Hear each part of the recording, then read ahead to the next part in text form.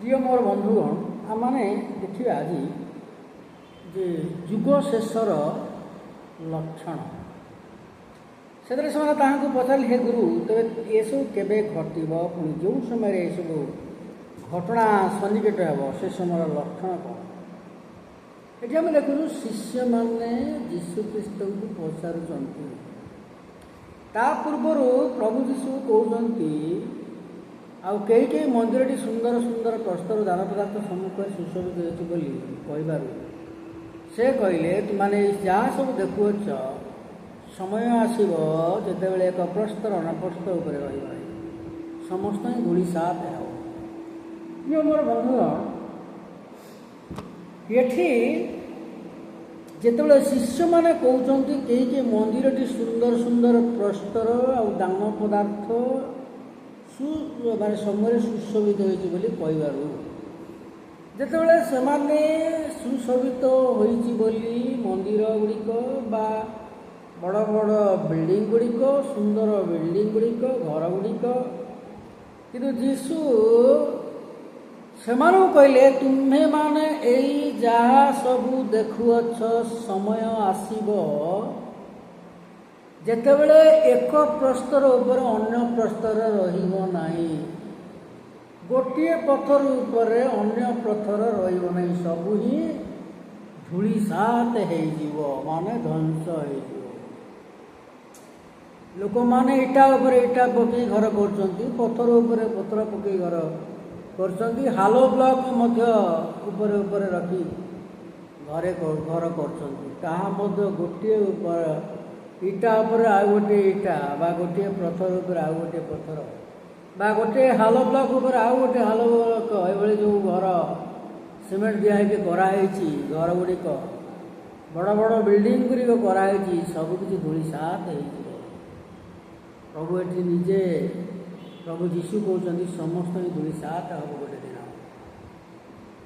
तेरे से जीशु जो ये सब विषय कहते से पचारे हो माने शिष्य माने पचार कहते हे प्रभु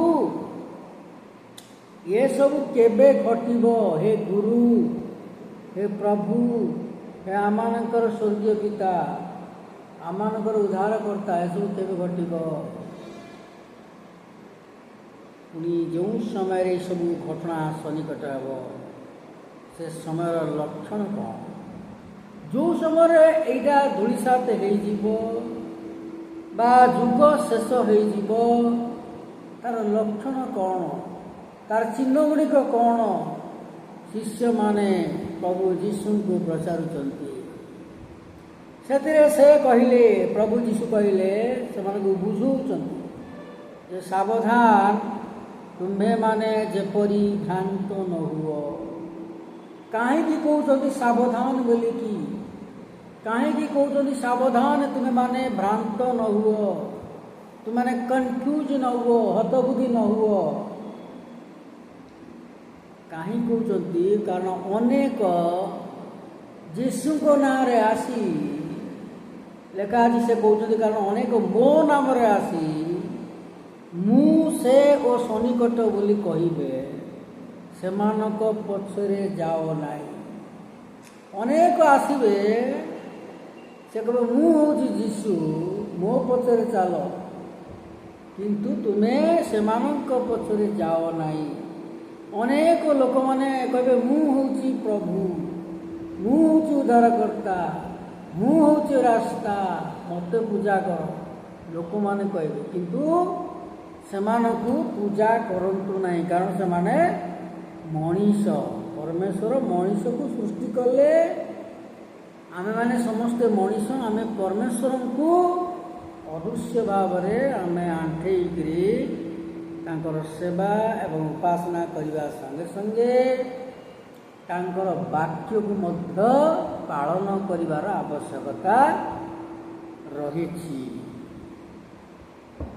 तेरे मोर प्रिय बंधुगण तार से लक्षण गुड़िक एटा प्रथम लक्षण देखिलु जो अनेक जीशु नाम आसी कहे मुझे से जीशु मते फॉलो कर मते ଅନୁଗମନ କର, କିନ୍ତୁ ସେମାନଙ୍କର ଗମନ କରନ୍ତୁ ନାହିଁ କି ସେମାନଙ୍କ ପଛରେ ଯାଆନ୍ତୁ ନାହିଁ।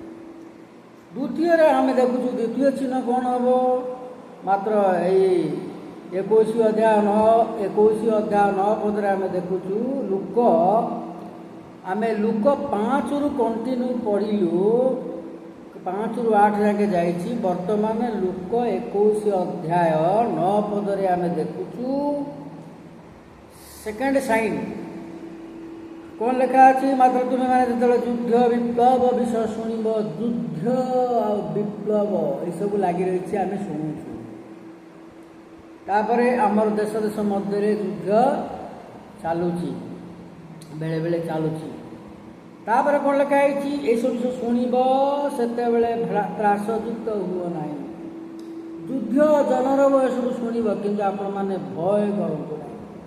ତ୍ରାସଯୁକ୍ତ ମାନେ ଭୟ କରନ୍ତୁ ନାହିଁ, କାରଣ ଏହି ସମସ୍ତ ଅବଶ୍ୟ ପ୍ରଥମରେ ଘଟିବ, କିନ୍ତୁ ତତ୍କ୍ଷଣାତ୍ ଯୁଗାନ୍ତ ହେବ ନାହିଁ। ଏସବୁ ଘଟିବ, କିନ୍ତୁ ତତ୍କ୍ଷଣାତ୍ ହଠାତ୍ ଯୁଗ ଶେଷ ହେବ ନାହିଁ। ତାପରେ ସେ ସେମାନଙ୍କୁ କହିଲେ, ଆମେ ଯେତେବେଳେ ଥାର୍ଡ଼ ଚିହ୍ନଟା ଦେଖୁଛୁ 10 ପଦରେ, ଲୁକ ତାର 21 ଅଧ୍ୟାୟ 10 ପଦରେ, ତାପରେ ସେ ସେମାନଙ୍କୁ କହିଲେ ଜାତି ବିପକ୍ଷରେ ଜାତି ଓ ରାଜ୍ୟ ବିପକ୍ଷରେ ରାଜ୍ୟ ଉଠିବ।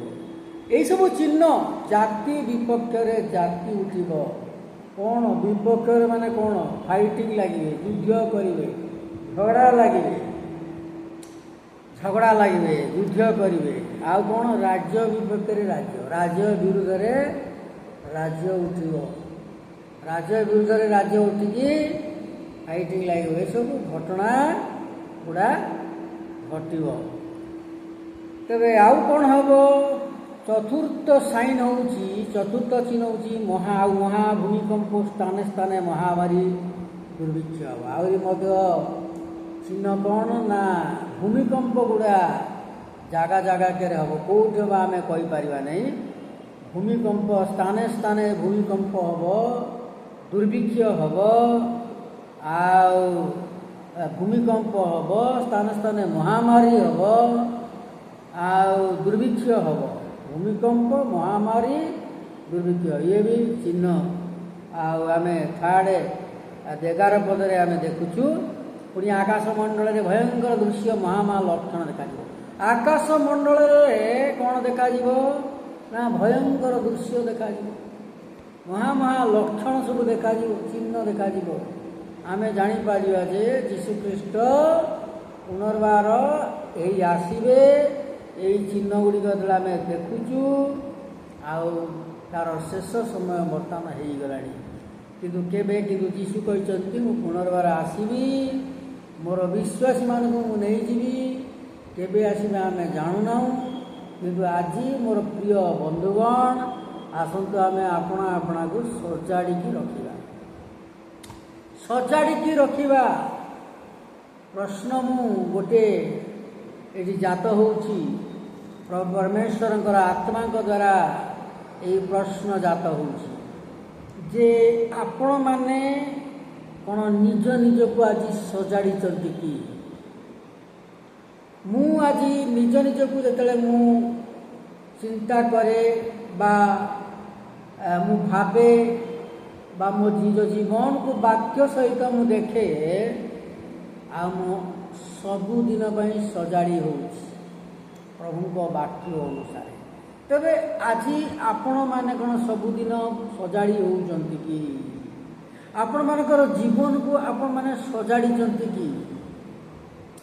ପ୍ରଭୁ ଯୀଶୁ ଏଇ ଯେଉଁ ଚିହ୍ନ ଗୁଡ଼ିକ ଦେଖାହେଲା, ପ୍ରଭୁ କହିଛନ୍ତି ଚିହ୍ନ ଗୁଡ଼ା ଦେଖାଯିବ, ତାପରେ ପ୍ରଭୁ ଯୀଶୁ ଆସିବେ। କେବେ ଆସିବେ ଆମେ ଜାଣିନାହୁଁ, କିନ୍ତୁ ସିଏ ହଠାତ୍ ଆବିର୍ଭାବ ହେବେ। ତେବେ ଆସିଲେ ଆପଣଙ୍କୁ ନେବେ। ଯେଉଁମାନେ ମରିଛନ୍ତି ସେମାନେ ଆଗେ ଉଠିବେ, ତାପରେ ଏ ବିଶ୍ୱାସୀମାନଙ୍କୁ ନେବେ ଯେଉଁମାନେ ବଞ୍ଚିଛନ୍ତି। ତେବେ ମୋର ପ୍ରିୟ ବନ୍ଧୁଗଣ, ଯୀଶୁ ଆସିବା ପୂର୍ବରୁ ଆପଣମାନେ କ'ଣ ନିଜର ଜୀବନକୁ ସଜାଡ଼ିଛନ୍ତି କି? जदि सजाड़ी नांती तेबे एबे ही आपण माने सजाड़ंतु जद्वारा प्रभु को आशीर्वाद दिन रे आपण निसंदेह से स्वर्ग राज्य को आपण माने जाई पारिबे। लेखा अछि 12 पदरे लोक 21-12 पदरे किंतु ए समस्त घटना पूर्वे लोके तुम्हे मान को धरिवे और समाज गृह कारागार रे तुमान को समर्पण करी ताड़ना करिवे और मो नाम सकाशे तुमाने राजा और शासनकर्ता मान सामू नियाजिवे। वर्तमान मत ये सब घटुची लोक माने विभिन्न प्रकार समाज गृह रे प्रार्थना घरे एवं अन्य भिन्न भिन्न जगार से विरोध करछंती विश्वासी भाई बहन मान को झमला करछंती हमला करछंती को हैरान करछंती ए सब घटिबो। तापरे आपण माने भी मुखिया मुखिया लोक मान को जीवे पाखो जीवे आउ से किछि करि पारिबे नहीं कारण प्रभु आपण सहित अछंती। तापरे अनेक लोक माने और पास्टर माने भिन्न भिन्न स्थान रे लोक माने सबु सेमानकर बाइबल चिरी दौरान बा सेमानकर चर्च बिल्डिंग जो प्रार्थना गृह गुड़ा भांगी दौरान किंतु परमेश्वर सबू आपण मान को मुक्त करिवे रक्षा करिवे। तापर आम 13 पद देखुचु यह तुम मान सपक्ष साक्ष्य हेब यही सब चिन्ह गुड़िक आम मानकर सपक्ष साक्ष्य आम जापारुछु जे प्रभु यीशु आसवे।